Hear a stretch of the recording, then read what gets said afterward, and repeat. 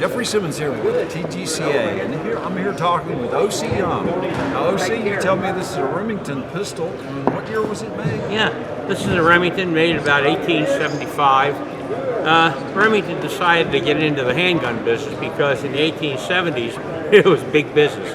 They were a rifle company, so they designed and came out with, they had percussion guns, of course, through the Civil War, the New Model Army, but they wanted a cartridge revolver, and they came out with this design model. It's referred to as the New Model Army, or the model of 1875. This one's chambered in 4440. It has ivory grips. It still has the original Langdon ring, and it was quite popular on the frontier. Frank James would only carry a Remington.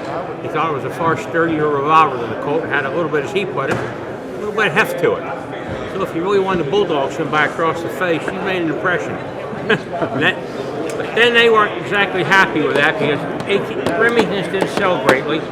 So by the end of the run, they decided part of the problem was they only had one barrel on it. And they felt that Colt was, eating the market alive. So they came out, they designed the gun, and this is a factory what they refer to as short barrel. It's 5.5, but actually it's 5 5/8. But they wanted to say 5.5 in their catalog.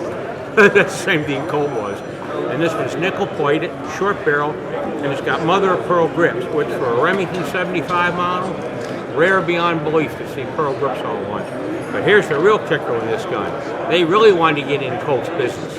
They chambered this one for 45 long Colt. You can count the number of these guns that you'll see in a lifetime collecting on your hands and toes. They're just not around. And with pearl grips, well, makes it very nice. But then again, they had more problems financially. And they were purchased by Hartley and Graham.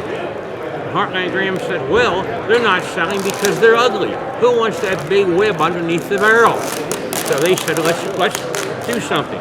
So they remade the gun, and this is the model 1890. Very rare gun. Once again, rare because it's a short barrel, but it is in 44 caliber. They went back to the 44 caliber so you can partner it up with your Winchester. And it has the short barrel, it does not have the web under the barrel as you can see, and kind of a close resemblance to single action. They thought that would help.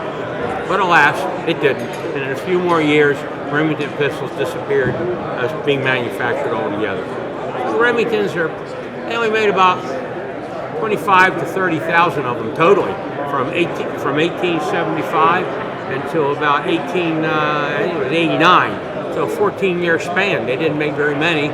They just didn't sell that fast. Only a few aficionados like Frank James and a few other people felt they had a great deal of merit. Yeah. And Colt had the market. And Colt had the market. Yeah. Well, thank you, O.C. My pleasure.